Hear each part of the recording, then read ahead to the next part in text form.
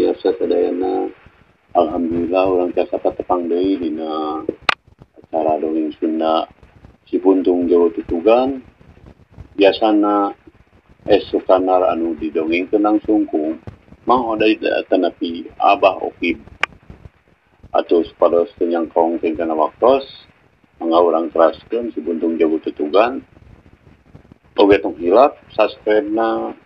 like sareng komen. Mangga atuh urang kawitan prung baraya.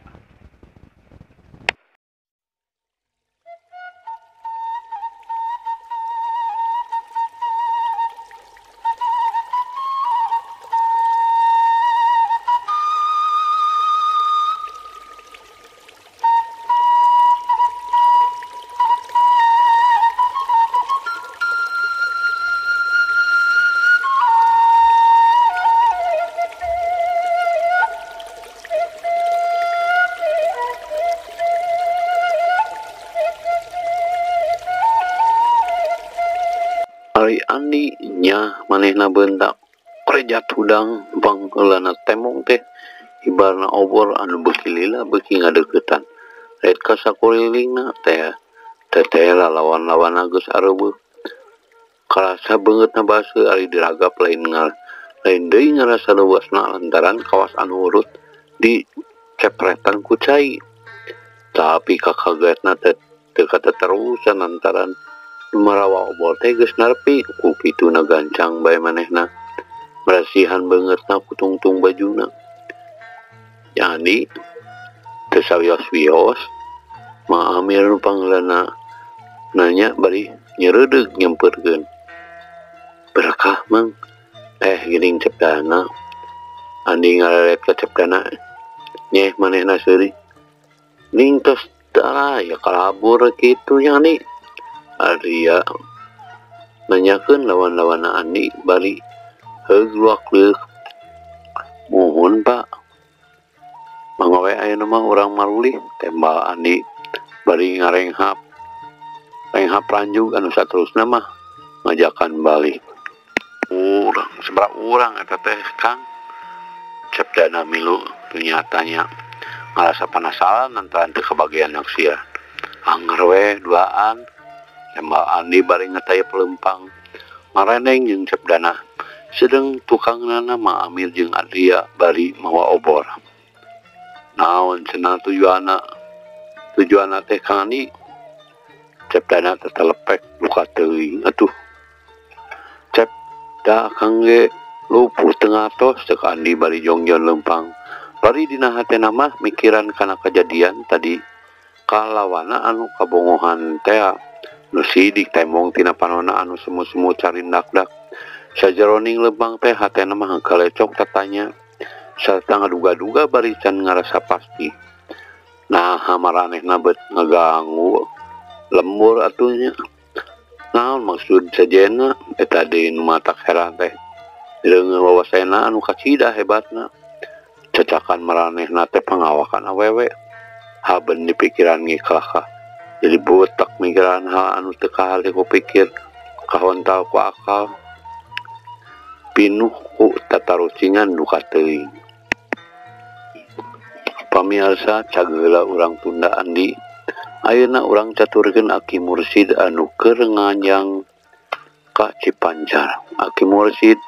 sarta Widarma sadatangna ka Cipancar teh terus bae ngadatangan imahna. Kisah Hudi kabeneran anu didatangan keur nyempah di imah saterusna opatan ngariung di tengah imah sabadana basa-basi ilaharna nu anyar penanggih barabat bae Aki Mursid narangkeun pamangsudan anu dijojo pondokna teh yen manehna kadua Widarma teh sanyana mah keur maluruh karna nu jadi incuna. Bari ditungtungan ku pangharapan sugan be Andi bisa nuduhkeun di mana ayana karna dupi padumukanana anu leres mah abdi teh teterang Aki mau wartos ieu teh manehna ngahiji sareng urang tajur sela. Andi narangkeun sajalantrana puguh we lain apal deui maneh teh. Manehna teh kungsi ngeborong buah kasemek ti aki ngan can mayar kabeh. Kayak mun sakalian panggih rek ditagih. Cek Aki Mursid asa diingetan kebenar kesemek. Kemana wae imanya. Sadayana ulang tadi saya jangan di dalimin anu matuhna di tajur sera mah mong dukan sanesna mah nya mah teu didinya sinana oge cicingna deuk dicoba we ku Aki di sungsi ka ditu iraha kitu Aki ayeuna ge teh naon jangan di upami kabejeng mah Aki teh bade keras ka Cipancar ka Cicapar badai ka Pagumilar Aki teh sumuhun jangan di bakuna mah tos ka Jang Wijana tos sono kapan maneh teh kantos dikukut ku Aki malah ti keleutik keneh eta teh peryogi atuh disarengan ku pun anak Ki Isahudi milu nembrong nya pamijang ani aya waktos mah ya saatu pami nyerangan supados ditiltuna Aki teh seueur tataraos tembak Aki Mursid bari ngareret ka ani sorot panonna ngabrehkeun pananya ari padumukan mah abdi oge teu patos tarang Aki namungnya urang cobian we atuh cek Andi bari males ngareret jelasna tina sorot panonna ngabrehkeun kasanggupan tah kitu we atuh jangan di sateacana oge hatur nuhun sandeuna upami disarangan ku jangan di mah di dituna ge mah talama tolomo Aki teh urang mios ayeuna we atuh mumpung jajan sakumaha panasna kitu tah engke we atuh Pak meuni teh acan ngeleut acan pun bojo nuju ka Pak Haji Sobana sawios Aki Hudi permios we atuh bapak teh belah kurang-kurang nawakupe ya bapak tos ngiring ngariweuh Aki Mursid pamitan bari ngasongkeun leungeun ngajakkan sasalaman dengan haos repot atuh ieu we nu tiasa ditepangkeun sareng kasepuhan mung sakitu we abdi teh biasa ngahormat ye ceuk Aki Sahudi bari males ngalongkrong ngasongkeun leungeun teu sawaas zaman baheula lamun sepuh kasemahan teh basa-basi nanti kawas kitu cekap Ki Udi kirang kumaha sakieu oge mangga atuh Ki Udi hayu atuh Jang Aki Mursid saterusna ngayukeun ka Andi jeung angkat atuh Pak Jang Darma lah kapok we nya Jang daya panginten memang mangga atuh cek Widarma bari seuri cut bae tarulun nuturkeun Aki Mursid anu harita geus cacut patutur-tutur jeung Andi bade ngajalan mana nya Andi Aki Mursid nanya sanggeusna rada anggang ti imah Ki Sahudi saena mah urang ka Kadungora we Aki tidinya urang mengko ka Pasir Banteng manawi sugan kalasan karena nuju ngulamprang ka palidinya atuh kedah kala seula jangan di tuh kedah urang nganggo jalan lembur be Aki maksudna mah Andi teh bari rek ka hujung heula nyamper Ki Janta lantaran bari sakalian rek malulung ditarsia kapan keneh kamari patelak teh nya sae kitu oginya nam ti payun urang gancangkeun ieu carita pamirsa datangna ka ujung alusna teh Ki Janta kakara datang ti Ciaro ari kadatangan Andi mah bari nyaritakeun maksudna geus teu ngurus deui kacapekeun celing bae manehna milu barengan Aki Mursid ti huyung kebat ngambah jalan anu brasna ka Kadungora teh nyimpang heula ka Tambak Baya lantaran lalampahan masih jauh keneh nepi ka Kadungora mentingehna lah nyimbang ka madrasih peda kaliwatan sananjan ngan saukur saol oge ulah teuing didatangan tidinya terus nyimpang heula ka pasar Wanaraja sesuganan panggijeng urang Cicapal teu lila tidinya tanya atuh saterusna mah ti Wanaraja mamah jalan sadang anu ngabulungbung sarta brasna ka tajur serah geus kitu we meureun dikersakeun kudu buru-buru panggih jeung anu keur diteangan harita teh karena jeung Ki Baduri keur ngaliwuhan di anak pentang kakai ngadatangan ka pabarja cacakan lamun abringan Aki Mursyid teu nyelang heula ka pasar Wanaraja mah pasti moal pasaran dong dilebah sadang keneh Widarma anu pangheulana awas ka karna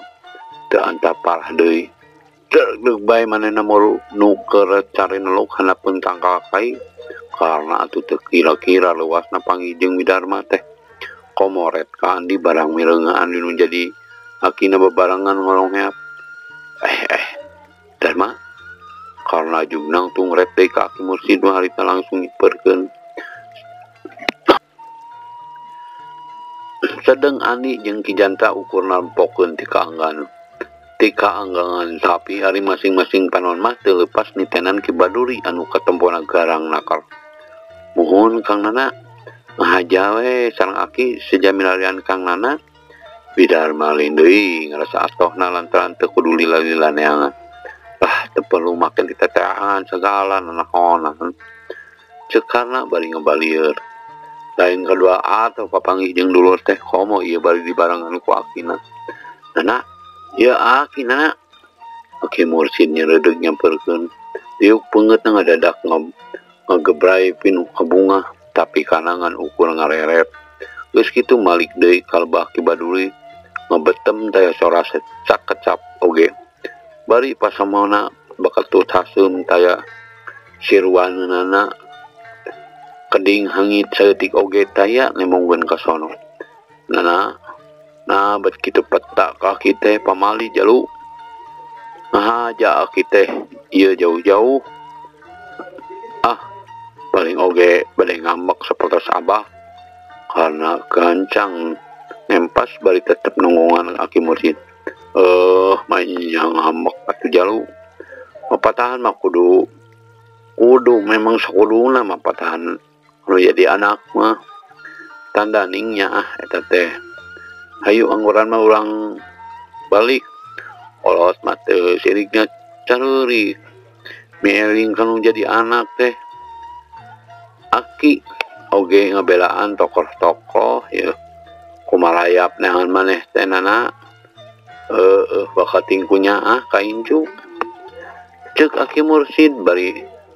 kek kana pupeuteyan karena jelas getersorana teh ngebrekeun ka deudeuh anu pohara moal Aki moal wangsul abdi mah geus bosan di papartahan wae teh geus dasan wes orok beureum atuh ulah kitu jalu kolot mah nyaah ieu kitu petas teh nyaah para sero pami nyaah oge tangtos milu nyeri kanu jadi anak ieu mah kalah sapertos nu bilik kanu jadi musuh Abah teh deng naik ka si Gumilar ka si Wijana musuh abdi tiba heula mula sanaos kumaha oge tetep we satu kabuyutan amiung teu hade Nana eta nepi ka nyarita kitu ka Gumilar dedeuh jalu kalangsu teh bina-bina ya Aki Mursyid nyaritana bari ngageri tuh da Aki oge sami sareng Abah moal Aki abdi mah wangsul yah mamangkah karena ngadon ngahayukeun ka Ki Baduri bari ngajengkap di hareupeun Aki Mursyid duh ulah kitu Nana ujang angguran mah hayu urang balik jeung Aki Mursyid ngentak ngaraweleungeun kana moal Aki abdi mah balik satungtung kolot-kolot namia ka si Gumilar emotkeun ka si Gumilar ceuk karna bari ngepeskeun leungeun ka Aki Mursyid geus gede bapak ieu si karna teh geus bisa milih ya pogo ge boga harga diri manehna mah Mas Sumolondo anu jadi musuh. Kibaduri pipiluan nyarita tepelu biung karena urusan batur baraya dia mah urusan kula jeung incu kula nu sejen teh hak pipiluan dan pipiluan bapak kula mah ngan sakadar ngelingan bae lah yen karena teh lalaki tulen teu kawaris sifat-sifat cacing naon kitu detik buri miuni hayam kabiri eta teh manung harti ngindung ka ujung kulon tah ngebogaan harga diri madeg ngeletak bujur musuh ieu ceuk Kibaduri logat pandenak kantong manehna kalahkan amalan cacakan lamun Aki Mursid lain akina karena mah puak ti tadi oge geus diwajak meureun lantaran geus wani ngacecele nyarios teh kali hal teuing baraya nah saha nu leutik bulih miuni hayam kabiri teh cing geura buktikeun ku Andika saha jalmana Widarma jojo prig bae nafsuna bijil kasebut ku popokana Kibaduri anu memang teu si ku panghina anu pohara saha ieu karena jalma teh pepeuleuh ke kawas hayam jago ya Kibaduri ngenderet ka karna kitu nu mah manehna teh jojo ngayakeun tindakan lantaran pamikiran bisi dulur karna Widarma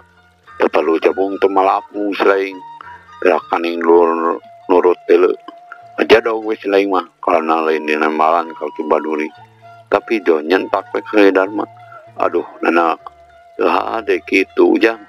urang mah hayu urang balik moal ki abdi mah balik nyeri abdi mah ku tindakan abah ceuk karena bari ngepeskeun dengan Aki Mursid tong kagado karena urang kabung bulang we jeung Aki moal Aki kajabi upami Aki mah dengdek kasih gumilar mangga abdi daek nuturkeun kabung bulang kan karena nah ucap-ucapan teh wawas lain kakolot sorangan we cing sing eling tukang kapan ieu teh Aki anjeun Aki pituin nah kalakuan teh jadi sasar kitu kan karena keun ka kuring mah da nya dulu nurut kuring mah katalian ku pamajikan tapi cicing atuh ari kakolot mah kakolot sorangan mah ulah kitu-kitu teuing Widarma nyeureudeg ka karna bari nafsuna mah meh-mehan teu katahan geus puguh ku ucapan anu sakitu garihalna jeung eta deui ngereungeuh peta polahna waktu ngageuweungkeun leungeun Aki Mursid beut kawas lain ka akina bae nepi ke Aki Mursid ngajeng jehe kumaha Widarma awani si lain ngalawan dewek kagok leuleuh ngalawan oge lah urang lawanan kumang ari kagok mah ya sok ka dieu Widarma ya ari hayang diwarah mah dia dipatek kami dia ceuk Kibaduri bari nyeureudeg ka hareupeun Widarma sabar atuh sabar Aki Mursid ngagentak ngahadang ka hareupeun Kibaduri kelanan sabar kisila Widarma mundur minurujang angguran mah ilaing aki-aki mah montong pipilueun ye mendingan campago we hareupeun hawu Aki bari ngaboboy sampe deuh ceuk Kibaduri ngageuweungkeun Aki Mursid lain lantapeun ieu mah coba Ki mungkur andi anu ti tadina ukur Bandungan ngan sajorerat nakal loncat ka hareupeun Kibaduri mungkur Aki Kang Darma man saheula kieu mah sanes antepeun andi nyaritana bari ngareret karanu duaan geus kitu sraugnya hareup sapinuna ka Kibaduri hahaha geus deui ieu manusia linglung teh ai ieu saha manusia buntung teh karena sang hareupanan keneh teh oge memang sarua jeung si gumilar ceuk karena bari merong ka andi teu kapalang sasar si laing teh karena geus maka anak batur ngenyeri ka kolot sorangan oge cucungah nongtorogan si laing teh karena alah ulah diantep memang angguran mah buntungan tah khona sebelah deui tuman